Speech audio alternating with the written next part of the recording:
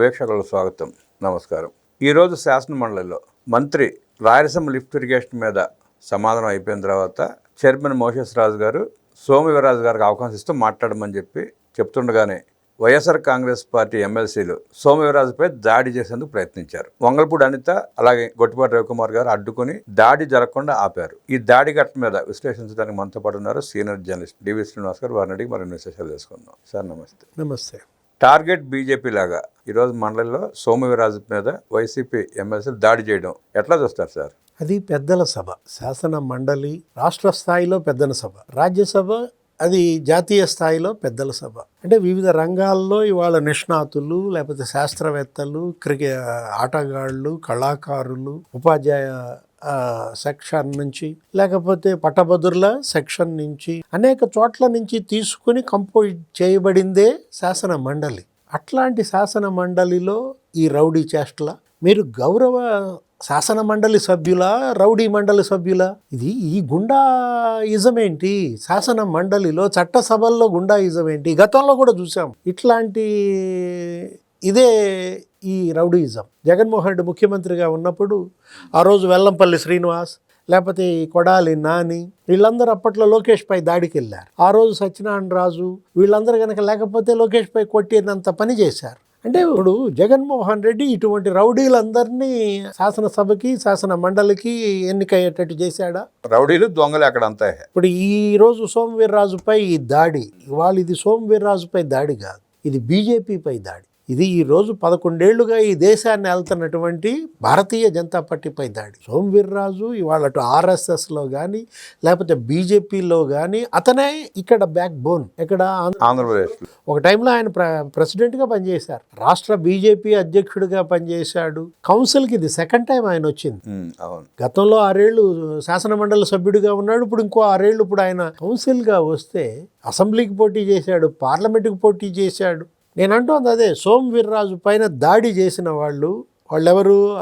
విక్రాంత్, లేకపోతే రమేష్ యాదవ్, ఇజ్రాయెల్, వాళ్ళ వెనకున్న అదృశ్య శక్తి ఎవరు సార్? వాళ్ళు అడ్డుకుని సోము వీర్రాజుని అడ్డుకోవాల్సిన అవసరం లేదు. ఆయన ప్రశ్నకు అవకాశం ఇచ్చిన మోషేస్ రాజు గారిని ప్రశ్నించవచ్చు. ఆయన మాట్లాడమంటే సోము వీర్రాజు గారు మైక్ తీసుకున్నాడు. ఆయన మైక్ తీసుకుంటే వీళ్ళకి వచ్చిన బాధ ఏంటి? వీళ్ళు వెళ్ళి ఆయన మీద దాడి చేయటువంటి చైర్మన్ అడగకుండా. యాక్చువల్గా కల్తీ నెయ్యి మీద చర్చకి ఇవాళ ప్రభుత్వం అక్కడ పెట్టుకుంది. నిన్న శాసనసభలో అయిపోయింది, ఇవాళ శాసన మండలి. వీళ్ళు వారం రోజులుగా శాసన మండలి జరగనివ్వట్లేదు.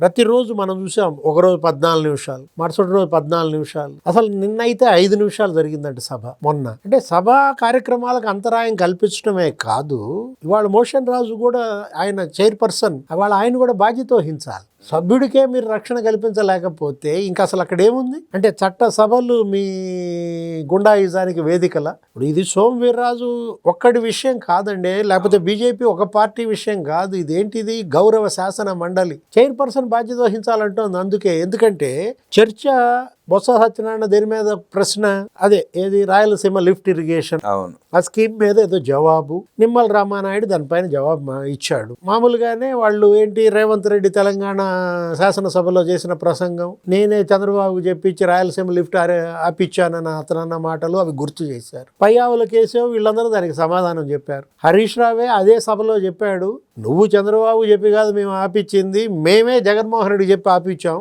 స్టే మేము తీసుకొచ్చాం, 2020లోనే స్టే తెచ్చామని హరీష్ రావు చెప్పిన మాటలు కేశవ్ చెప్పాడు. హరీష్ రావు మాట్లాడిన మాటలు వాళ్ళు ప్రస్తావించారు. అక్కడ రేవంత్ రెడ్డి మాట్లాడిన మాటలు మాత్రం ప్రస్తావిస్తున్నారు. అంతకుముందు కేసీఆర్ మాట్లాడాడుగా, ఏమని? నేను చెబితే జగన్మోహన్ రెడ్డి ఒప్పుకున్నాడు, పోలవరం 1 మీటర్ హైట్ తగ్గించుకోమన్నాను. మరి జగన్మోహన్ రెడ్డి దానికి సమాధానం చెప్పాడా? చెప్పకపోగా ఇప్పుడు బడి కూటమి మీద నిందలేస్తున్నాడు. ఇవాళ బొత్స సత్యనారాయణ రేవంత్ రెడ్డి చంద్రబాబు గురించి మాట్లాడాడు అన్నావు కదా, మరి జగన్మోహన్ రెడ్డిని ఉద్దేశించి కేసీఆర్ అన్న మాటలకు నువ్వేం చెప్తావు? వాటికి సమాధానం చెప్పారు. పోలవరం 1 మీటర్ తగ్గించుకున్నది జగన్మోహన్ రెడ్డి కేసీఆర్ కుమ్మక్కుతోనేనా? పోలవరం మీటర్ తగ్గించింది కేసీఆర్ మాటల మూలంగానే. రాయలసీమ లిఫ్ట్ ఇరిగేషన్ ఆపేసింది కేసీఆర్ కోసమే. అంటే అసలు అది 2020లోనే ఆపేశారు. అసలు పని చేస్తే అరెస్ట్ చేస్తామని గ్రీన్ ట్రిబ్యునల్ ఇచ్చింది ఆదేశం. అప్పటికే 938 కోట్లు గుంతలో పోశారు. రామానాయుడు చెప్పాడు ఏమని? ఈరోజు అది కూడా సమాధానంలో ఇరిగేషన్ మంత్రి ఏమని చెప్పాడు కౌన్సిల్లో, 2020 సెప్టెంబర్కి అక్కడ 938 కోట్లు మీరు ఖర్చు పెట్టినట్టుగా మీరు మినిట్ ఎంబుక్లో నమోదైంది. 2021, 22, 23, 24 4 ఎందుకని పనులు చేయలేదు? 3000 కోట్లు ఎందుకని ఖర్చు చేసి మరి కంప్లీట్ చేయలేకపోయావు జగన్మోహన్ రెడ్డి? ఇది నీ పాపం కాదా అని అడిగాడు. దానికి సమాధానం చెప్పరు. అడిగితే బొత్స సత్యనారాయణకి ఆ ప్రశ్న అయిపోయింది, దానికి సమాధానం మంత్రి ఇచ్చాడు కాబట్టి మోషన్ రాజు నెక్స్ట్ క్వశ్చన్ తీసుకున్నాడు. అప్పుడు సోము వీర్రాజును ప్రసంగించమంటే అతను లేచి నుంచుంటే మీరు అన్నట్టుగా వీళ్ళు నిరసన ఎవరికి చెప్పాలి? చైర్మన్కి చెప్పాలి. మోషన్ రాజు మేము నిరసన చెప్తుంటే మీరు ఆ క్వశ్చన్ ఎందుకు టేకప్ చేశారని మోషన్ రాజును ప్రశ్నించాలి కానీ ఏ విధంగా సోము వీర్రాజుపై దాడి చేస్తారు? దీన్ని అసలు ఇవాళ మొత్తం బీజేపీ ఇవాళ దేశవ్యాప్తంగా దీనిపైన స్పందించాలి. ఎందుకంటే అది రాష్ట్ర పార్టీ మాజీ అధ్యక్షుడిపై దాడి, గౌరవ శాసన మండలి సభ్యుడిపై దాడి. కొట్టినంత పనే చేశారంటారు నిన్న ఈరోజు. అంటే ఇప్పుడు గొట్టిపాటి రవికుమార్, అనిత కనుక లేకపోతే మ్యాన్ హ్యాండ్లింగ్. ఆయన వయసు ఎంత అండి? 70 ఏళ్ళు. ఆయనకు కూడా ఎవరు? సోము వీర్రాజు వయసు.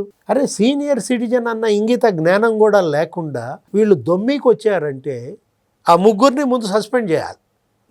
ఎవరు? ఇజ్రాయెల్, విక్రాంత్, ఆ రమేష్ యాదవ్, వాళ్ళ ముగ్గురిని వాళ్ళ సస్పెండ్ చేయటం కాదు, అసలు వాళ్ళని అసలు సభ్యత్వం కూడా రద్దు చేయాలి అవసరమైంది. సస్పెండ్ చేయకుండా ఆయన పోస్ట్పోన్ చేసి వెళ్ళిపోయాడు ఆయన మండలిని. ఏది? మోషన్ రాజు గారు చైర్పర్సన్ ఇవాళ అప్పుడు సభ వాయిదా వేసేసుకుని చేతులు దులుపుకుంటే సరిపోతుందా? అంటే ఎవరి నుంచి వచ్చినటువంటి ఆదేశాల మేరకి ఈ ముగ్గురు సోము వీర్రాజుపై దాడికి వెళ్ళారు. జనరల్గా వీళ్ళు ఏముందండి, వాళ్ళు ఫస్ట్ టైం ఎలక్టెడ్, మొదటిసారి శాసన మండలికి వచ్చినాళ్ళు ముగ్గురు. వాళ్ళు ఇజ్రాయెల్ కావచ్చు, రమేష్ యాదవ్ కావచ్చు, విక్రాంత్ కావచ్చు, గతంలో సభలో ఉన్నవాళ్ళు కాదు. ఎవరో వాళ్ళని నడిపించారు, దాడికి ఉసిగొల్పారు. ఆ ఉసిగొల్పింది ఎవరు? జగన్మోహన్ రెడ్డి ఇంటి దగ్గర నుంచి ఇచ్చిన ఆదేశాల? అంటే జగన్మోహన్ రెడ్డి ఆదేశాలు లేకపోతే అంత ధైర్యం చేసే పరిస్థితి కాదు కదా. అంటే లేళ్ల అప్పిరెడ్డి క్యారీ చేశాడా? దీని వెనక లేళ్ల అప్పిరెడ్డి యొక్క హస్తం ఏంటి?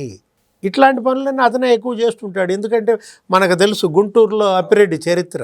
ఇజ్రాయెల్ కానీ లేకపోతే విక్రాంత్ కానీ రమేష్ యాదవ్ కొంచెం దుడుగ్గా ఉంటాడు కానీ అక్కడ కడప, అక్కడ బీసీ నాయకుడిగా.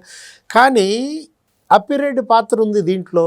ఎందుకంటే గతంలో కూడా మనం చూసాం ఈ రౌడీ షీటర్స్ అందరినీ కూడా ఇలాంటి గొడవలకి ప్రోత్సహించటం, అక్కడెక్కడ మంగళగిరి పార్టీ ఆఫీస్పై దాడి, దాంట్లో అప్పిరెడ్డి పాత్ర.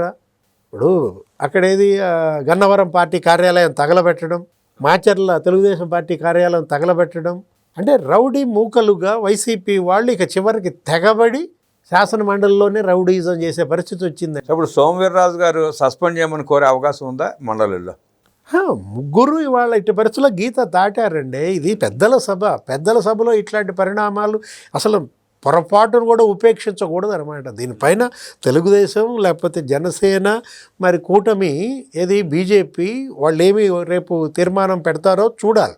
ఆ ముగ్గురి సస్పెన్షన్ కోరతారా లేకపోతే క్రిమినల్ కేసు పెడతారా? అంటే చట్టసభల్లో గలబా జరిగినా దానికి కేసులు ఉండవు, బయట కేసులు పెట్టే అవకాశం లేదు.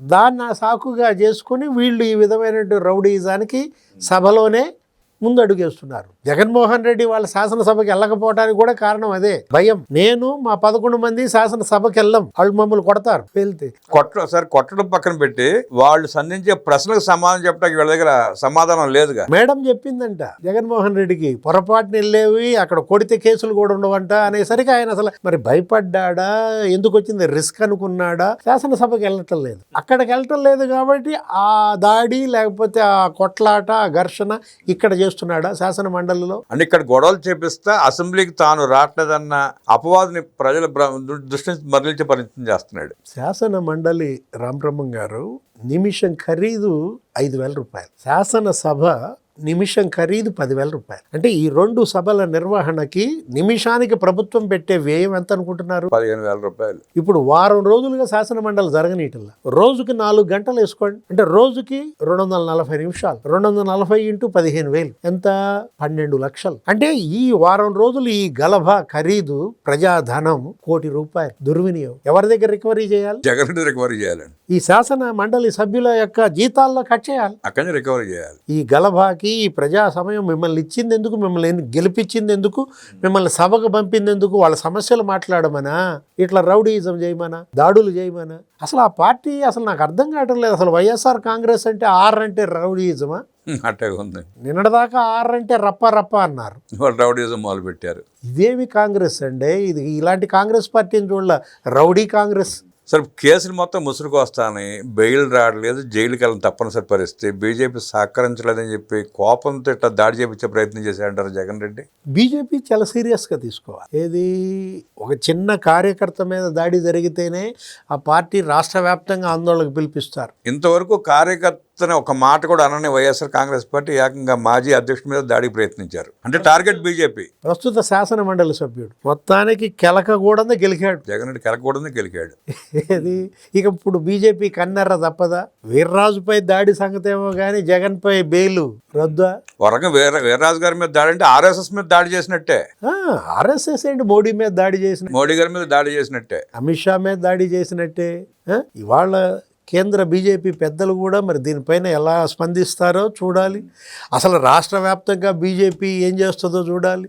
ఇది బీజేపీ ఒకటే కాదు, అన్ని పార్టీలు స్పందించారు. కూటమి పార్టీల యొక్క స్పందన ఇవాళ తెలుగుదేశం, జనసేన, బీజేపీ. అంటే జగన్మోహన్ రెడ్డి సీఎంగా ఉన్నప్పుడు దాడులే, జగన్మోహన్ రెడ్డి ఓడిపోయినా కూడా దాడులేనా? నిన్న చూసా ఇక్కడ గురజాల నియోజకవర్గంలో ఒక తెలుగుదేశం కార్యకర్తను నరికి చంపారు. నిన్న కూడా మళ్ళీ ఎరపతిరేని శ్రీనివాసరావు గోల. అంటే ఇప్పుడు ఓడిపోయినా జగన్మోహన్ రెడ్డి దాడులు, దౌర్జన్యాలు కొనసాగుతున్నాయంటే ఎవరి అండ చూసుకుని ఒక అలుసుగా తీసుకున్నాడా? అంటే పవర్లో ఉన్నప్పుడు రౌడీజమే, పవర్ పోయినాక రౌడీజమేనా? అంటే ఆ భయంతోనే ప్రజలను భయపెట్టి మభ్యపెట్టి గెలిచే ప్రయత్నంలో భాగంగా చేస్తున్నట్టున్నాడు ఇవన్నీ. నిన్న ముఖ్యమంత్రి చంద్రబాబే వాపోయారు. ఆయన ఏదో స్వచ్ఛాంధ్ర మీటింగ్కో ఎక్కడికో వెళ్ళినప్పుడు మాట్లాడుతూ ఆయన బహిరంగంగా పబ్లిక్ను ఉద్దేశించి మాట్లాడాడు. నేను ప్రతిపక్షంలో ఉన్నప్పుడు నా భార్యను బూతులు తిట్టారు, నేను ముఖ్యమంత్రిగా ఉన్నప్పుడు మా అమ్మని బూతులు తిడుతున్నారు. అంటే ఏంటి అసలు వీళ్ళు దేన్ని చూసుకుని రెచ్చిపోవటం? అదే అంబటి రాంబాబు ముఖ్యమంత్రిని ఉద్దేశించి పచ్చి బూతులు తిట్టడం పైన ఇది జనం ఇవాళ వాళ్ళు కూడా తెలుసుకోవాలి. ఏది ఇవాళ జనం దీనిపైన తీర్పు ఇవ్వాల్సిందే వాళ్ళు. ఏది అల్టిమేట్గా ప్రజాస్వామ్యం అన్నమాట. ఇలాంటి పార్టీకి అసలు ఒక రాజకీయ పార్టీగా ఉండే యోగ్యత ఉంది. యోగ్యత లేదని మొన్న 11 సీట్లు పరిమితం చేస్తే ఇంకా వాళ్ళు ఆపట్లేదు కదా. రౌడీలకి బ్రాండ్ అంబాసిడర్గా జగన్మోహన్ రెడ్డి. ఎక్కడ రౌడీలకి ఏ కష్టం వచ్చినా రెక్కలు కట్టుకుని వాలిపోతున్నాడు. తెనాల్లో రౌడీలను కొట్టాడంట, పోలీసులు లేదో నడిపించారంట. అక్కడ ప్రత్యక్షమై ఎవరు గంజాయి బ్యాచ్ రౌడీలు దొంగలకు వాలిపోతాడే. చంద్రబాబు నిన్ను కూడా ఇట్లాగే నడి రోడ్డు మీద లాఠీలతో కొడితే అంటున్నాడు, నిన్ను కూడా నడి రోడ్డుపై నడిపిస్తే అంటున్నాడు. రౌడీ రక్షకుడుగా జగన్మోహన్ రెడ్డి చేయకూడని తప్పు చేసి సోము వీర్రాజు మీద దాడి చేసే ప్రయత్నం చేసి బీజేపీ పెద్దలకు ఆగ్రహానికి గురయ్యాడని, జగన్మోహన్ రెడ్డి తీవ్ర పరిణామాలు ఎదుర్కోక తప్పదంటూ విశ్లేషించిన డి శ్రీనివాస్ గారికి ధన్యవాదాలు తెలియజేస్తూ నమస్కారం.